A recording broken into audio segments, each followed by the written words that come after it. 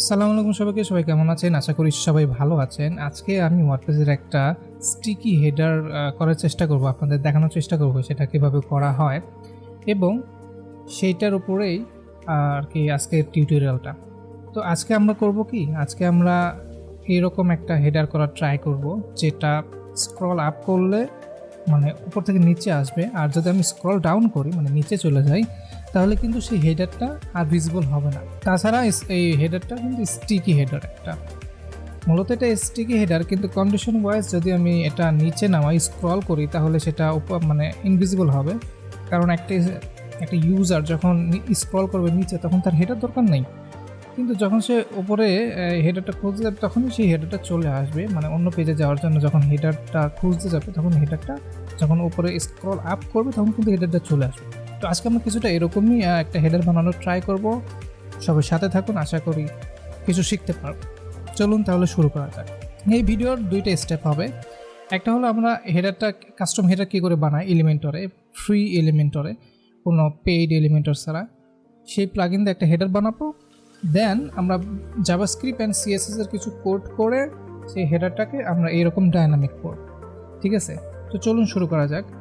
আমার এটা করা আছে, তো আমি এটা রিসেট দিচ্ছি।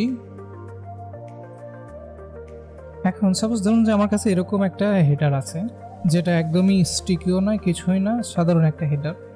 তো আমি হেডারটা চেঞ্জ করতে চাচ্ছি। আমি অ্যাস্ট্রা থিম ব্যবহার করতেছি। তো অ্যাস্ট্রা থিমে হেডার করা যায়, কিন্তু আমাদের মন মতো কিন্তু আমরা করতে পারবো না, যে কোনো এলিমেন্ট কিন্তু আমরা ঢোকাতে পারবো না এই থিমে, এই অ্যাস্ট্রার যে হেডার বিল্ডারটা। তো আমরা যদি আমাদের মন মতো করতে চাই তাহলে একটা প্লাগইন ইউজ করতে হবে আমাদের। যদি আমি দেখি প্লাগইনটা, অ্যাড নিউ প্লাগইনে যাই, আমি শুধু এলিমেন্টর লিখেই সার্চ দিলাম। দেখুন Elementor header and footer builder, এই প্লাগইনটা আমাদের ইনস্টল করতে হবে। ঠিক আছে, এই প্লাগইনটা আচ্ছা আমি ইনস্টল করে নিছি, এই যে দেখতে পাচ্ছেন আমি ইনস্টল করে নিছি। সো ইনস্টল করার পরে আমাদের সেটিংসে যাইতে হবে। এখান থেকে আমরা যাব অ্যাড নিউ, এখানে আমাদের হেডার একটা নাম দিলাম, আমি হেডার দিলাম, আমি কাস্টম হেডার দিতে পারি। কাস্টম হেডার দেওয়ার পরে এখানে আমার সিলেক্ট করতে হবে যে আসলে এটা কি। আমি সিলেক্ট করলাম এটা হেডার, অ্যান্ড দেখাই দিতে হবে এটা কোথায় কোথায় পাবে। তো আমি চাচ্ছি ইন্টায়ার ওয়েবসাইটে পাবে, মানে পুরো পেজেই পাবে, পুরো ওয়েবসাইটে যতগুলো পেজ আছে সবগুলো পেজেই পাবে এটা। তো সেটার জন্য আমার কি করতে হবে, এটা দিলাম, দেওয়ার পরে আমি এটা পাবলিশ দেব। পাবলিশ দেওয়ার পরে আমি এডিট উইথ এলিমেন্টর করব। আরেকটা জিনিস আপনাকে দেখাই নেওয়া ভালো, যদি আমি ড্যাশবোর্ডে যাই তাহলে আপনি দেখতে পাবেন আমি একটা মেনু কিন্তু আগে থেকে ক্রিয়েট করে রাখছি। এরকম একটা মেনু। তো আপনাদের একটা মেনু ক্রিয়েট করে রাখতে হবে, যদি হেডার করতে চান তাহলে তো মেনু অবশ্যই লাগবে সেখানে। তো সেই মেনুটা আগে থেকে ক্রিয়েট করে রাখবেন। তো আমি এখানে দুইটা সেকশন নিলাম। রাইট সেকশনে আমি দিলাম হলো, আমি একটা অ্যাড অন নেই, এটা কিন্তু এলিমেন্টর ফ্রিতেই পাওয়া যায়, এই আপনার ন্যাভিগেশন নামে, মেনু ন্যাভিগেশন। তো এখান থেকে মেন মেনু অটোমেটিক পাওয়া গেছে, কারণ আমার একটাই মেনু। আপনাদের মাল্টিপল মেনু থাকলে আপনারা এখান থেকে দেখা দিতে পারবেন। তো লেআউটে যা আমি এটা রাইট সাইডে করতেছি, অ্যান্ড স্টাইল যদি আমি কিছু করতে চাই নর্মাল,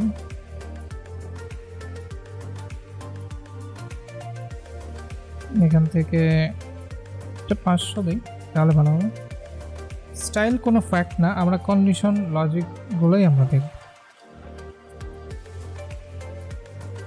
দেন আমি লেফট সাইডে একটা লোগো নামে একটা টেক্সট দিই, অ্যান্ড এটার উইথ হবে একদম ফুল উইথ, স্ট্রেচ, পাবলিশ দিলাম। তাহলে আমি যদি আমার এখানে যাই, যদি দেখি যে কেমন হেডার হয়েছে, তাহলে আমরা দেখতে পাবো এরকম একটা হেডার হয়ে গেছে। এটা কিন্তু স্ট্রিকি না। তো আমি হেডারে একটা ক্লাস দিব, সেটা হলো আমি কাস্টম হেডার নামে একটা ক্লাস দিলাম।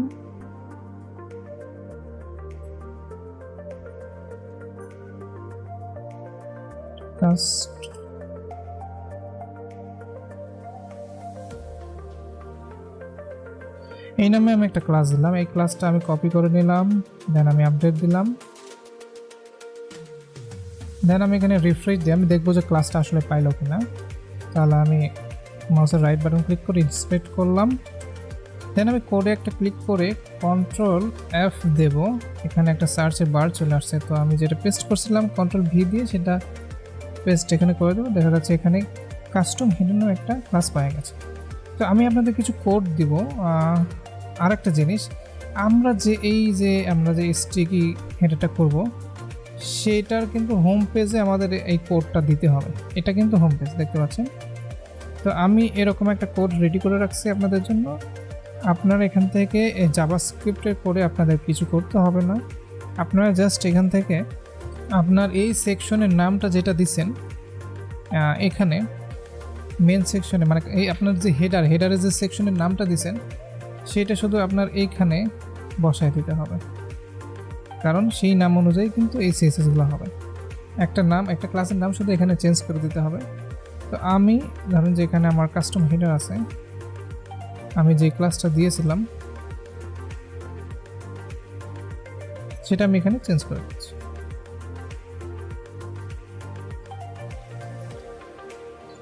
আমি নামটা এখানে চেঞ্জ করে দিলাম, আর বাকি যা আছে আপনারা সেটাই রেখে দিবেন। অ্যান্ড আমি কোডটা কপি করলাম, অ্যান্ড এই কোডটা আমি হোম পেজে দেব। আপনার হোম পেজে HTML নামে যে এলিমেন্টটা আছে সেই এলিমেন্টের ভিতরে কোডগুলো আপনি দিতে পারেন। আমার এখানে আগে থেকে নেওয়া ছিল, তো আমি এটা ডিলিট করে দিচ্ছি। ধরেন যে আমার এখানে কিছু নেই, অনেকগুলো এলিমেন্ট আছে, স্লাইডার আছে, তো সবার উপরে আপনি দিতে পারেন, কিন্তু যে কোনো স্থানে কিন্তু আপনার HTML, এই যে আমি দেখাই দিচ্ছি, এই যে এই HTML যে এলিমেন্টটা সেটা কিন্তু আপনি রেখে দিতে পারেন, এটা কিন্তু ভিজিবল না। তো আমি কোডটা এখানে পেস্ট করলাম অ্যান্ড এখানে আপডেট দিলাম,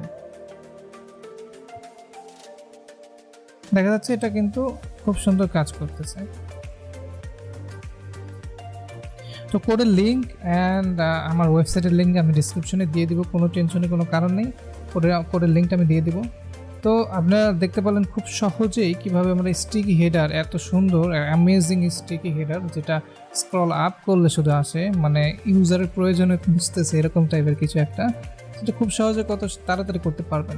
হেডার করতে তো আমাদের প্লাগইন লাগবেই, কিন্তু কম স্টিকি হেডার করতে অনেক হ্যাসেল পোহাইতে হয় মাঝে মাঝে। তো কোনো প্লাগইন ছাড়া কিছু কোড আপনি করলেই কিন্তু এটাকে আপনি করতে পারবেন। তো এটাই ছিল আজকের ভিডিও। অনেক ধন্যবাদ ভিডিওটা দেখার জন্য, অ্যান্ড অসংখ্য ধন্যবাদ। যদি ভালো লেগে থাকে তাহলে লাইক, কমেন্ট, শেয়ার করবেন। ধন্যবাদ।